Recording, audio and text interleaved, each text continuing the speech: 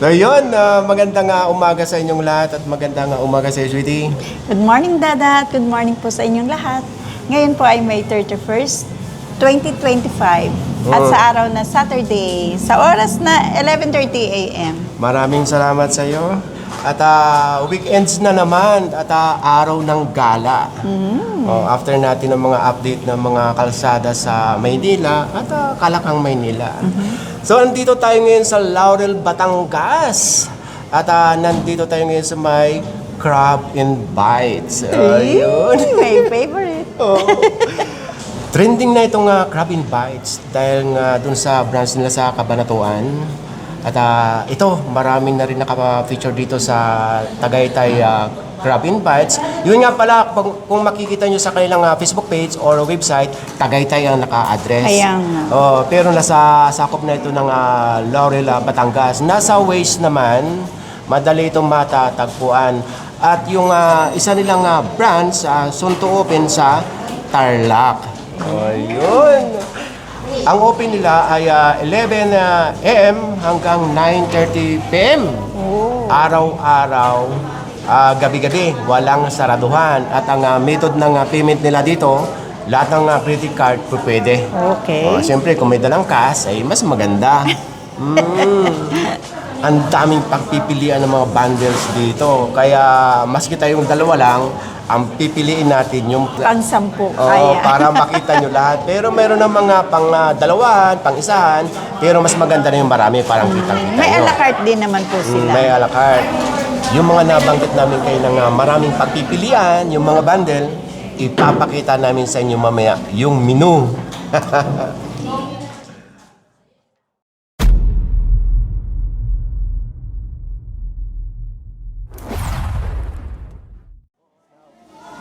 Wow, ito na. Interesting ito.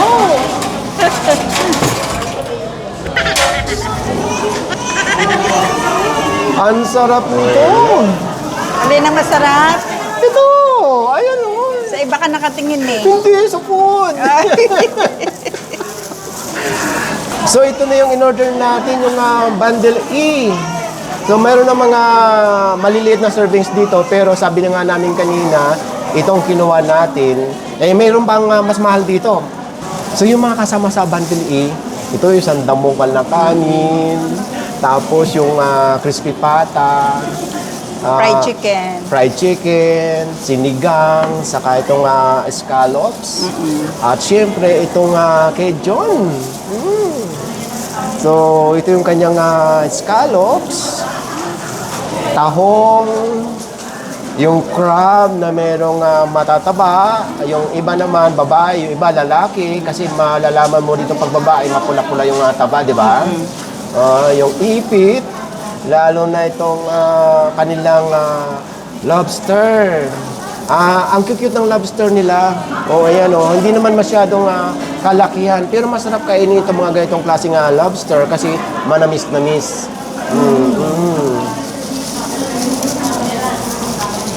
May sinigang silang hipon. Ang dami ng tao. Salamat. Talab na talab ang asim. Mas masarap ito pag mainit pa dahil nga ang tagal natin mag-set ng camera. Magpipicture pa tayo rito. Tapos yung crispy pata, sandali lang ha. Yan, titikman lang natin para sa inyo ha.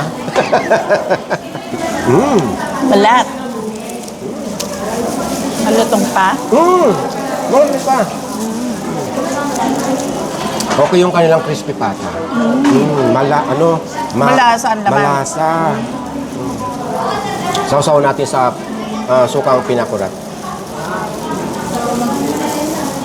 Talagang pinakurat nga. Ayun yung isang pinakurat. Ito, toyo suka. Namali ako sa dami. Hindi ko na alam kung ano datamputin ko. Yan ang pinakurat. Sausaw natin dito sa pinakurat. Tikman mo pinakurat. Yung sarap. Dapat may sasawsaw ako.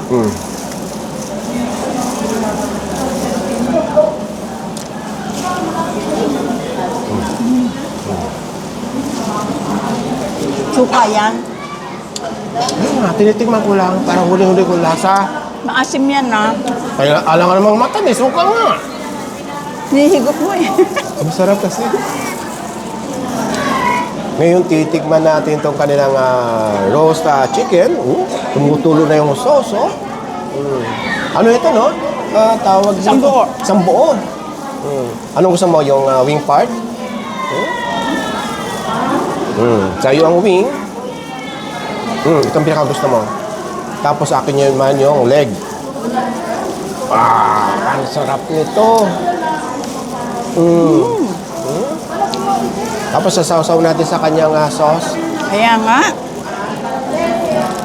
Mulasa. So, alam nyo, sa mga dinadayo nating restaurant, sinasabi natin, iba-iba yung version ng kailang pagluluto, saka iba yung lasa. Di ba? Ito, yung version ng kailang pagluluto, pasok na pasok yung lasa. Yung lasa niya talaga, Pumasok. oo, sa laman. So, hindi ko pa natitikman itong Cajun.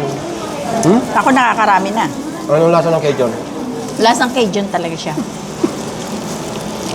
Ngayon, may a la carte din dito. Depende kung crispy pata lang orderin nyo, or itong roast chicken nila, or yung bundle.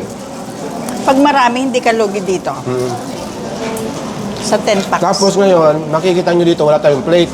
Ngayon, ganito, kakamayin natin ito. Ilalagay natin dito. Ayan. Pengi ako. Sige. Kaunti lang. Buti lang? Oo. Ayan. Kaunti niya, isang buo. Tissue. Sino mo yung bibig mo? Yung mantika kasi nito, Ay, paano ko makukuha ang tissue? tanggalin mo muna. Ha? Tanggalin mo muna. Ito? Naku, matrabaho pala ito. Oo. Wag na tayo magganito. Ayoko. Ayan o, pumasok na sa loob. Pengi akong tissue. Scallops. Baked scallops. Lumamig na. Istorbo yung glove. Ngayon, pagkakuha ng kanin, isasawsaw na lang dito sa sauce. Yung palang purpose doon, ano? Unang dumidikit yung plastic sa bibig. Sauce pa lang ulam na. Ang taba ng alimango nila, oh. Sige, kainin mo. Sa iyo yung taba. Yun nga lang, dahil nasa dami ng tao, laging bukas ang pinto, hindi na maiwasan itong gate crusher. Maya mo ako. Kanya-kanya tayo, walang tamad. Mayroong kumukurot na anghang dito sa Cajun, ano? Hindi nga masyado. Hindi masyado. Tama lang. Pwede sa bata. Yung ibinuhos dito na karamihan seafoods, may kasama ng corn, ang lasa talaga, lumatang yung Cajun. Ngayon, yung lasa ng Cajun, tamang-tama lang. Yung alat, yung naghalo yung manamis-namis. Kasi meron tayo nung nakakain na Cajun na medyo maalat-alat ng konti. Siguro naparami yung paglagay ng Cajun, ano? Magsalita ka naman. May tama kasi yung bibig ko. Kaya pati itong corn, naglasa na yung tamis ng Cajun. Yung Cajun na mismo. Lasang Cajun. Cajun na nagdala. Kaya maski, matamis itong mais kaya maski matabang yung corn, tatamis na or sasarap dahil nga dito sa sauce ng Cajun. Kailangan magaling kayo mga rate. Kung fu. Air condition naman siya. Sa dami ng tao, pumapasok na yung mga gate crusher. Saka yung ganito mga pagkain, yung talagang hahabulin, ano? Pwede? Sa mga naghahanap ng restaurant, nakatulad Ito. nito, Yan. yung masaya na habang kumakain, siyempre barkada, di ba? Pamilya, ang sarap kumain ng ganun. At bukod pa doon, ang ganda ng view. At okay yung mga food, ha? Ang laking taho, oh. Taho ba ito? Yung taba. Oo nga, oh. Tahongan. Laki, oh. Pen tissue. Ayan, oh.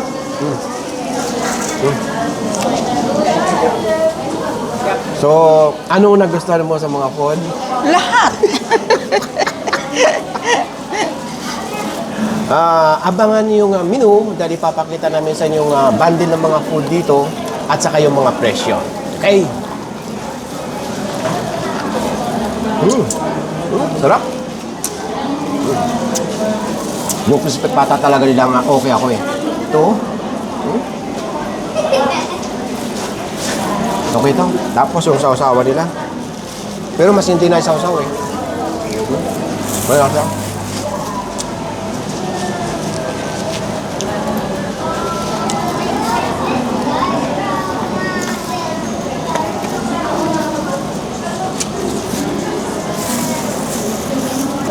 Ito bang pineapple na panlaban dito sa mga kinakain natin? Kasama ba ito sa sa bundle? Pwedeng mag-replace. Kasi dalawang 1.5 na Coke, pwedeng mag-replace yung isang 1.5 sa dalawang pineapple juice. Kung anong gusto mo, pwedeng palitan. Ano pa bang kakainin ko dito? Maghugas ka na ng kamay mo. Hindi. Ikaw muna. Hindi, magpapahinga na ako. Kakain Kaya pa nga, ako ulit. maghugas ka muna. Binalikan ko yung hita ng manok, ng roast chicken, masarap. Malasa talaga. Homemade. Roast chicken ba ito? Oo. Bakit ngayon ako nakatikim ng ganyang lasa ng roast chicken? Marinated ng gusto. Tsaka parang may Cajun siya eh. Cajun flavor, yung chicken. Tapos, naku, Hindi mo na alam kung anong unahin mo. pero yung pata talagang kakaibang O, lasa. ilalapit ko na sa'yo. Hindi. Ayoko niya masyado. Sinabi ko lang masarap. Basta ako tapos na, ha? Ito na lang yung mga kakainin ko, hindi na pupukpukin.